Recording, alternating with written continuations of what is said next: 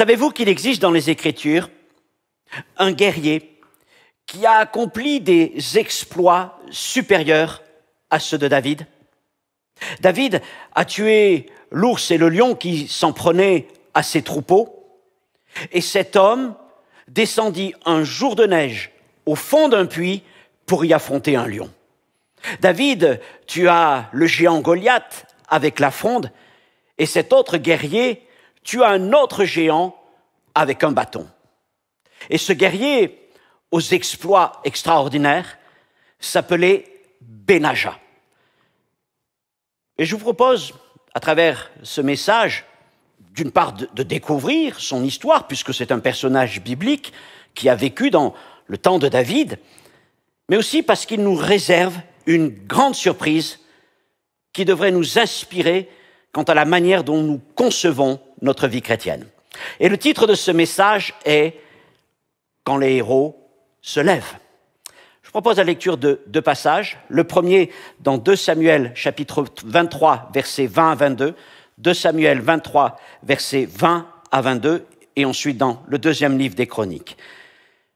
2 Samuel 23, 20, Benaja, fils de Jéhojada, fils d'un homme de Capstel, rempli de valeur et célèbre par ses exploits, il frappa les 2 lions de Moab. Il descendit au milieu d'une citerne où il frappa un lion un jour de neige. Il frappa un Égyptien d'un aspect formidable et ayant une lance à la main, il descendit contre lui avec un bâton, arracha la lance de la main de l'Égyptien et s'en servit pour le tuer. Voilà ce que fit Benaja, fils de Jéhojada, et il eut du renom parmi les 3 vaillants hommes, 3 des grands officiers de David. Et puis dans 1 Chronique, chapitre 27, versets 5 et 6, 1 Chronique, chapitre 27, versets 5 et 6, le chef de la 3e division pour le 3e mois était Benaja, fils du sacrificateur Jéhojada, le chef. Et il avait une division de 24 000 hommes. Et ce Benaja était un héros parmi les 30 et à la tête des 30. Et Amizadab, son fils, était l'un des chefs de sa division. Avant d'aller plus loin, prenons le temps de prier. Seigneur, nous ouvrons ta parole avec le désir de nous laisser instruire par elle. Et Seigneur, à travers l'histoire de ces hommes, de ces guerriers d'un autre temps, il y a des valeurs spirituelles, Seigneur, que nous devons retenir pour notre propre vie chrétienne. Je te prie, Seigneur, de me permettre, Seigneur, d'apporter ce message avec toute la grâce, l'inspiration, Seigneur, pour venir rencontrer nos cœurs. Je te prie, Seigneur, mon Dieu, de bénir chacun de ceux qui reçoivent ce message, Seigneur, qu'il soit une puissance de Dieu dans nos vies. Seigneur, parle-nous à travers cet homme, à travers Benaja, l'officier de David.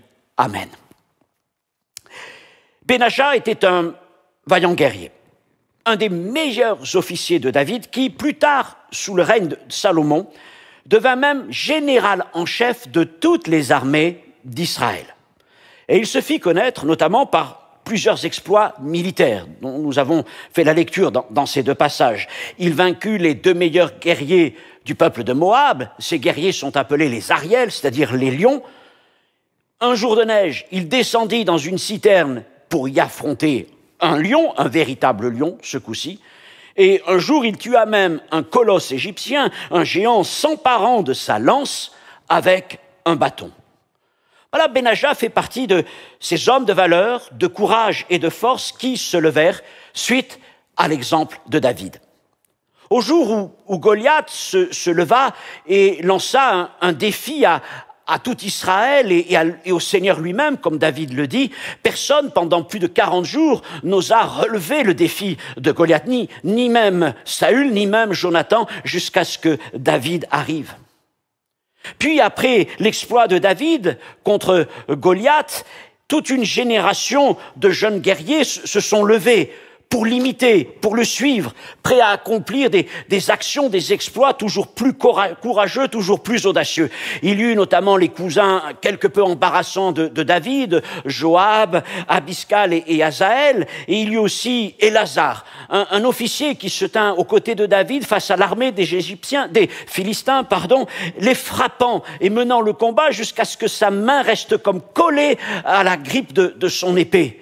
Et puis il y a ce fameux Shamma qui, lui, fit face encore à une armée des Philistins au milieu d'un champ de lentilles, décidé à ce que les Philistins ne s'emparent pas de cette pièce de terre. Un guerrier courageux et plein de foi, David, avait suscité une génération de guerriers puissants et valeureux que rien ne pouvait effrayer, que rien ne pouvait arrêter. Vous savez, ça me rappelle un peu l'histoire de ces premiers missionnaires, que on pourrait parler de William Carey, d'Hudson Taylor, dont les exploits en mission sont revenus jusqu'en Europe et qui ont suscité au milieu de toute une jeune génération un désir profond de se lever à son tour, de quitter le confort de l'Angleterre, des États-Unis ou de quelque autre pays pour aller vers les peuples qui n'avaient point encore entendu l'Évangile, étant prêts à relever tous les défis de l'inconfort, oui, mais surtout les défis spirituels, les oppositions des hommes religieux, des hommes politiques. Et ils y sont allés avec le désir d'accomplir la mission que le Seigneur leur avait donnée. Parmi les officiers de David, il y eut donc aussi Benaja. Et il n'était pas des moindres, puisqu'il devint le chef de la sécurité personnelle de David. Et Benaja avait une particularité. Jamais il n'aurait dû être guerrier. En effet, nous l'avons lu dans les textes, il était descendant d'Aaron. Et il était même fils du principal sacrificateur de l'époque, Jéhojada. Jéhojada était le prince d'Aaron. Benaja n'étant donc pas destiné à une carrière militaire. Il aurait dû servir comme prêtre pour Israël. Et peut-être même, plus tard, suite à son père, devenir à son tour chef ou prince d'Aaron. Pourtant, un jour, il devint guerrier et plus tard chef militaire. Alors ce message est un peu la suite de celui que nous avons vu il y a 15 jours où il était question de forger des armes. Vous vous rappelez cet appel de Joël, forger des armes. Mais à travers ce message, nous disons, mais c'est bien d'avoir des armes, mais encore faut-il avoir des guerriers pour se servir des armes. Et c'est ce que nous voyons aujourd'hui avec ce personnage de Benaja, le prêtre devenu guerrier, prêt à relever de nombreux exploits. Premièrement, un peuple de prêtres. Dieu a fait de nous un royaume et des sacrificateurs. C'est ce que Jean nous dit au début du livre de l'Apocalypse. Et c'est un privilège immense, car il veut dire que nous n'avons pas besoin de notre médiateur que Jésus-Christ pour nous approcher de Dieu. Pourtant, rien ne nous destinait à cette fonction. En effet, nous ne sommes pas descendants d'Aaron pour la plupart, j'imagine, et nous n'avions aucun droit dans le culte d'Israël. Nous n'aurions même pas pu entrer dans le temple à l'époque de David, de Salomon ou de Jésus plus tard, puisque nous n'étions même pas fils et filles d'Israël. Mais Dieu a suscité un nouveau grand prêtre, Jésus-Christ, son Fils, qui est venu pour établir un nouveau sacerdoce, selon l'esprit de celui de Melchisédek.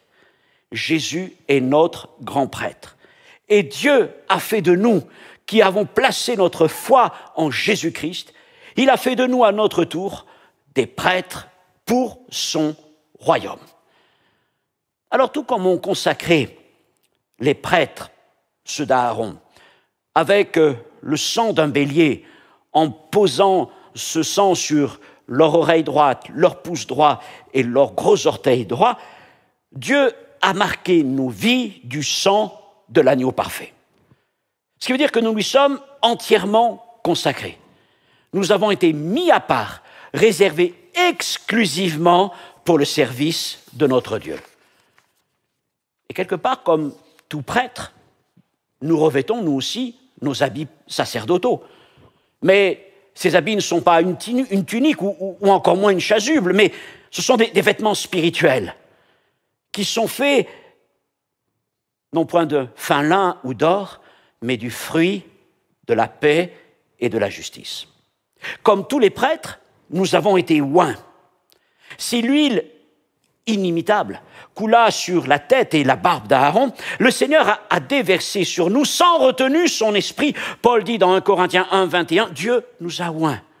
Dieu nous a oints. Et comme tout prêtre, nous présentons à Dieu nos prières, nos louanges et notre adoration. Et mieux que les sacrificateurs d'Aaron, nous pouvons nous approcher librement et constamment de notre Dieu. Nous ne restons pas dans le lieu saint, mais nous rentrons dans le lieu très saint, dans cette intimité avec le Seigneur, par ce chemin que Christ a tracé pour nous, son corps déchiré à la croix et le voile déchiré dans le temple. Nous avançons sans crainte de jugement et de condamnation. Oui, nous sommes des prêtres dans la maison de Dieu. Nous sommes des adorateurs que Dieu cherchait. Mais notre vocation ne s'arrête pas à cela, car Christ nous appelle, pour sa cause, à nous engager dans une course autrement plus aventureuse. Deuxième point, un changement radical. Alors la vie des sacrificateurs, il faut bien le dire, était relativement paisible, marquée par les fêtes et les jours de service, qui faisait que quand le moment était arrivé, eh bien les sacrificateurs quittaient leur village. Pour la plupart, ils n'habitaient pas à Jérusalem, en tout cas dans les alentours au moins, et ils se sanctifiaient selon les rituels prévus, et avec l'aide des Lévites, eh bien ensuite ils s'affairaient au service du temple. Ils offraient des sacrifices, des offrandes que le peuple apportait. Ils s'occupaient de l'entretien de l'autel des parfums, du grand candélabre, de la table des pains. Et puis, à la fin de leur période de service, eh bien, ils rentraient chez eux, prenaient soin de leur famille, de leurs champs, et ils vivaient des dîmes qu'ils recevaient du temple. Telle aurait pu être, dans les grandes lignes en tout cas, la vie de Benaja. Une vie s'écoulant comme un long fleuve tranquille. Telle est aussi, reconnaissons-le, la vie de beaucoup de chrétiens. Une vie paisible, mis à part les inévitables aléas. Une vie consacrée à Dieu qui consiste à lui offrir des prières, des louanges, le servir à l'intérieur de sa maison. Quand leur tour de service vient, le planning nous annonce « Ah, c'est mon jour de servir à l'accueil, de servir parmi les enfants, à la technique, à la louange, je ne sais pas. » Et puis après cela, de retourner vaquer à nos affaires dans un esprit de paix, de sainteté et de grâce. Telles auraient dû être donc les grandes lignes de la vie de Benaja. Sauf qu'il choisit de ne pas vivre cette vie paisible et consacrée et honorable, et qu'il opta pour cette autre forme de vie, beaucoup plus aventureuse, pour ne pas dire plus risquée. Alors je ne sais pas si une mouche, un beau matin, le piqua. En tout cas, il finit par se dire « Je serai guerrier ». Et il quitta la prêtrise pour s'enrôler auprès de David. Il quitta ses vêtements de fin lin pour la cuirasse et le casque. Il quitta l'encensoir pour l'épée et la lance. Il laissa de côté l'huile fraîche et parfumée pour la graisse des boucliers. Il laissa les agneaux et les bœufs pour affronter les lions, les géants et les Philistins. Et c'est ainsi que Benaja, fils du prince d'Aaron, fils de Jéhojada, le grand prêtre, devint un guerrier. Peut-être qu'il avait un caractère qui le poussait à cela. Était-il intrépide? Était-il audacieux? Et ça le limitait un peu dans cette vie sacerdotale bien réglée, assez paisible. Ou alors est-ce que c'est peut-être les temps qui l'ont poussé à cela? Car dans cette époque, au temps de David, c'était un temps de conquête et d'expansion du royaume. Ou alors, ce sont les exploits accomplis par David et ses premiers guerriers qui l'ont stimulé à son tour à les rejoindre. Dans tous les cas, son choix fit basculer complètement sa vie. Il délaissa le long fleuve tranquille d'une carrière de prêtre pour se jeter entièrement dans un torrent puissant et accidenté. Et qu'en est-il de nous? Ne sommes-nous pas dans des temps où le royaume de Dieu a besoin de guerriers? je vais peut-être le dire d'une manière différente, a besoin de témoins courageux et audacieux. Pourtant, les rangs des guerriers ou des témoins restent bien clairsemés comparés à ceux des sacrificateurs. Le temps n'est-il pas venu qu'un peuple audacieux se lève pour brandir les armes de l'esprit? Et pour cela, bien sûr, il nous faut opérer une transformation radicale. Non seulement changer de vêtements, non seulement prendre en main des armes spirituelles, nous en avons parlé donc il y a 15 jours, mais surtout changer de vision et de mentalité quant à la manière de mener notre vie chrétienne. Et il nous faut, c'est vrai, accepter de sortir d'une vie paisible, peut-être programmée, envisagée sur de nombreuses années, pour une vie de risque, d'audace et de courage. Verrons-nous encore, dans notre génération, des Benaja prêts à se lever pour accomplir de nouveaux exploits spirituels? Verrons-nous encore dans notre génération des jeunes gens prêts à tout quitter pour marcher dans la suite de ces hommes qui sont partis jusqu'aux extrémités de la terre pour y apporter l'Évangile? Troisièmement, des exploits mémorables. Je ne peux pas parler en détail des exploits de Benaja. Ils ont en tout cas chacun une grande portée spirituelle. Et on a dit de Benaja qu'il combattit les pires ennemis dans les pires endroits et dans les pires conditions. Combattre un lion dans un puits un jour de neige, il ne peut y avoir pire. Ah si, combattre un géant uniquement avec un bâton. Et pourtant, Benaja livra tous ses combats et il fut vainqueur à chaque fois. Maintenant, serions-nous en train d'évoquer le souvenir et l'exemple de cet homme s'il s'était contenté de combattre des chats ou d'écraser des puces? Il est intéressant alors de noter que les trois adversaires de Benaja, ceux qu'il a vaincus, les deux guerriers de Moab, appelés les Ariel, les lions, le véritable lion au fond du puits, l'Égyptien, sont aussi des symboles décrivant trois sortes d'ennemis auxquels le chrétien doit faire face d'une façon continuelle. Les deux guerriers de Moab, les deux Ariel nous parlent de la chair. Moab, c'est l'exemple de la chair. L'Égyptien nous parle du monde. Et le lion, au fond du puits un jour de neige, nous parle de Satan, l'ennemi de nos âmes. Et donc chacun de ces combats évoque une victoire de Jésus-Christ acquise pour nous par sa mort et sa résurrection à la croix. Jésus a vaincu le monde.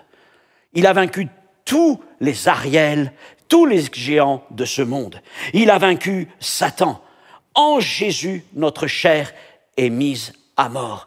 Jésus est notre plus grand guerrier. Il est plus grand que Benaja. Il est plus grand même que David, stimulant ses troupes. Et par ses exploits de puissance, d'amour, il nous encourage. Il est celui que nous voulons suivre. Il est celui que nous voulons imiter.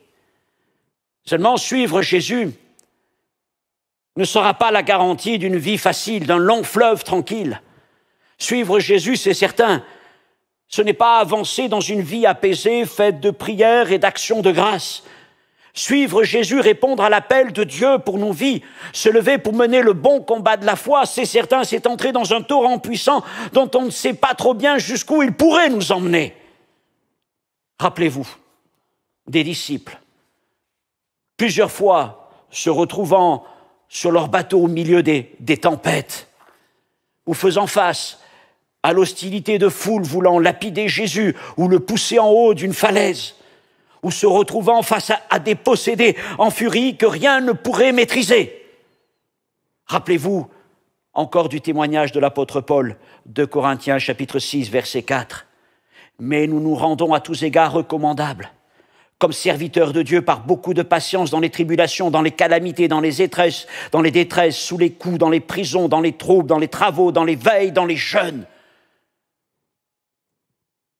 Dans leur génération, à la suite de Jésus, les apôtres étaient les Benaja, les Chama, les Éliézer, qui se levèrent pour mener à leur tour le bon combat et qui ont suivi les voies ouvertes par Jésus-Christ jusqu'aux extrémités de la terre. Remplis de son esprit, ils n'ont pas regardé à leur propre vie, mais ils sont allés dans cette course jusqu'au bout. Ils n'ont pas regardé à une position de prestige. Ils n'ont pas vécu en prince d'une nouvelle religion. Ils ne se sont pas satisfaits, repus d'une vie longue, tranquille et paisible. Mais ces hommes, à l'appel de Jésus-Christ, quittèrent tout, prêts à tous les sacrifices pour notre Seigneur. Ils furent des soldats de l'Évangile. Ils furent ses témoins jusqu'aux extrémités de la terre. De ceux qui ne cherchent pas une vie de confort, mais de ceux qui sont prêts à mener les combats, quelles que soient les conditions, comme Paul le rappelle dans ce verset que nous venons de lire. Mes frères et sœurs, nous nous réjouissons des bénéfices de la Nouvelle Alliance. Mais qu'en est-il de l'appel que Dieu a placé sur nos vies?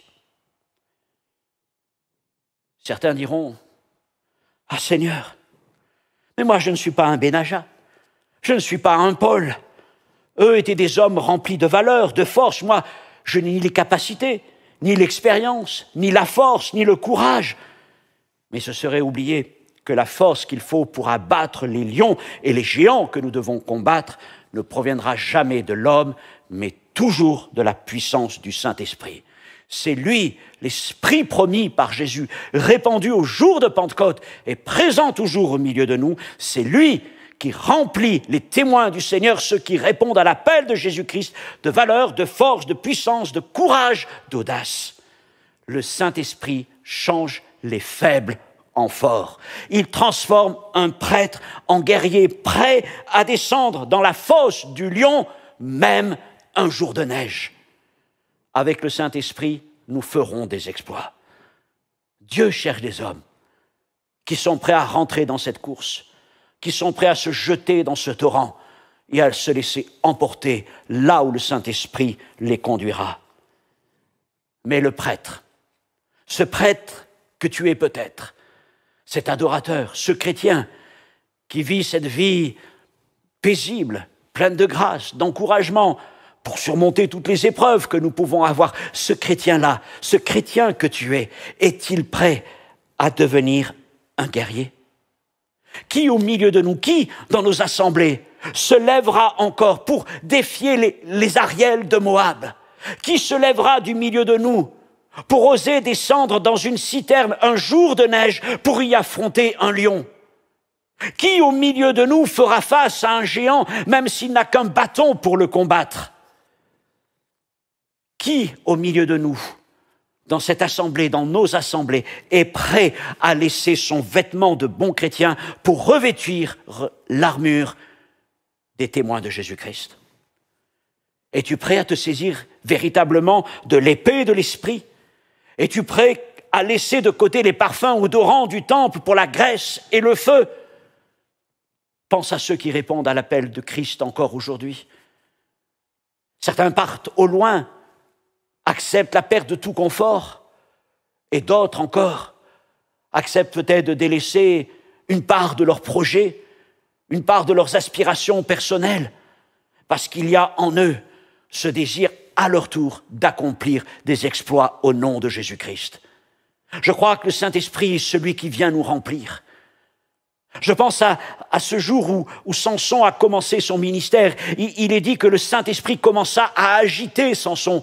Puis dans les temps qui se sont enchaînés, il est dit que le Saint-Esprit saisit Samson. Et peut-être que dans ton cœur, il y a cet agitement, un agitement de l'Esprit. Et lorsque tu lis la parole, lorsque tu te tiens dans la présence de Dieu, peut-être même dans l'assemblée, peut-être même à l'écoute de certaines prédications, il y a quelque chose qui s'agite en toi. Il y a comme l'esprit d'un guerrier qui est en train de se réveiller. Et peut-être tu as trouvé plein de raisons de dire « Tais-toi, calme-toi, j'ai d'autres projets, j'ai des études, un projet de mariage, un projet de travail, d'une promotion, je suis bien dans mon église, pourquoi? Je suis bien dans cette ville, pourquoi changer ?» Et tu sais ce que te coûtera de répondre à cette agitation qu'il y a dans ton cœur. Pourtant, tu n'arrives pas à la faire taire, tu n'arrives pas à l'éteindre, parce que ce n'est pas toi qui produis cette agitation, mais c'est le Saint-Esprit qui est en toi et qui te dit « Je t'appelle à te lever, je t'appelle à me suivre, je veux t'envoyer, je veux t'équiper, je veux que tu deviennes mon témoin, je veux que tu deviennes mon serviteur, ma servante. »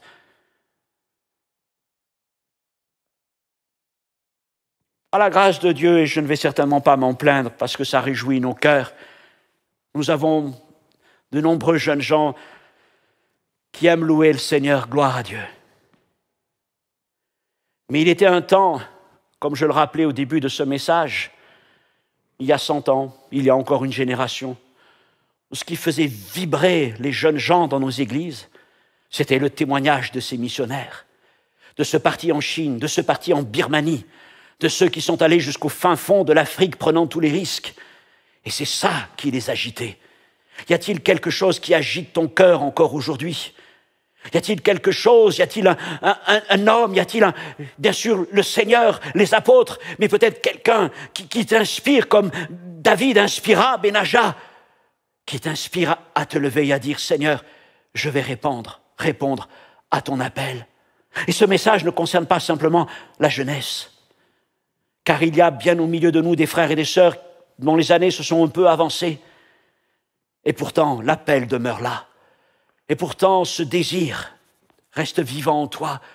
Nul n'a pu le faire oublier. C'est l'appel de Jésus-Christ. Dieu veut faire de toi un Benaja. Et il t'appelle, c'est vrai, à peut-être quitter une vie chrétienne faite comme un long fleuve tranquille pour te jeter dans un torrent impétueux.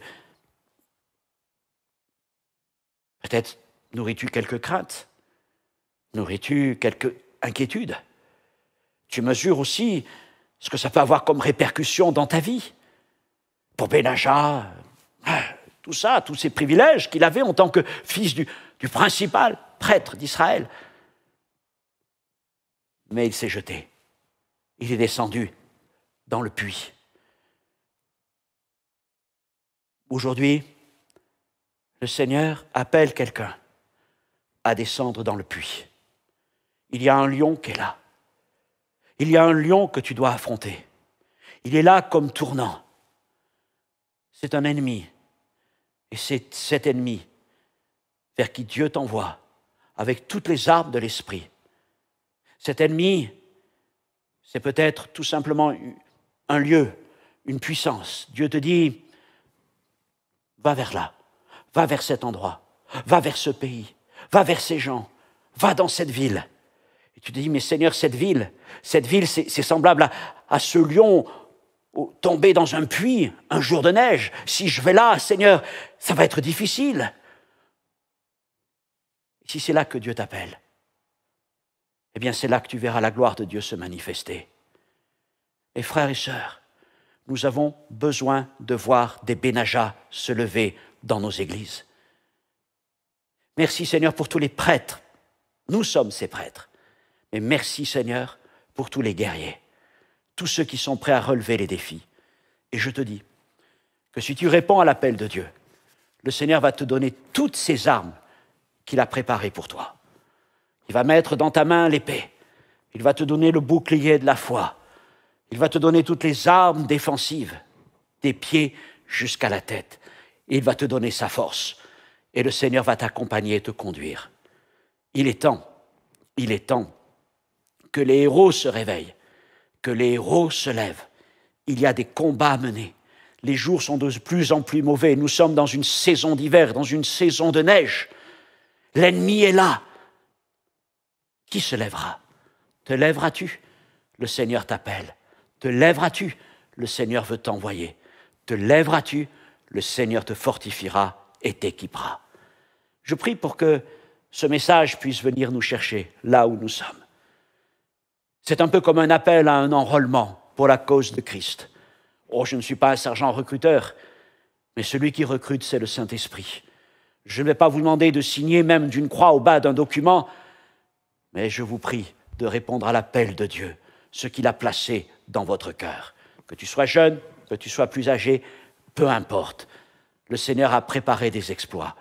Comme le dit le psaume, avec Dieu, nous ferons des exploits. J'ai envie de vivre des exploits. J'aspire encore dans les années qui sont devant moi de pouvoir relever certains défis, de pouvoir encore aller plus loin dans mon ministère, de pouvoir prêcher dans des endroits où je n'ai pas prêché et faire face, s'il le faut, à des oppositions que je n'ai pas encore connues. Mais je me dis qu'avec le Saint-Esprit, j'aurai la force et la grâce de tout surmonter. J'ai envie de vivre ces choses. Il y a encore dans mon cœur ce désir de cette aventure à vivre quotidiennement avec Jésus-Christ. Et ce que je désirais à travers ce message simple, il ressemble peut-être à une histoire que l'on pourrait raconter à des enfants d'une école du dimanche. Mais à travers cette histoire, il y a l'exemple de cet homme. Que cet homme puisse vous inspirer.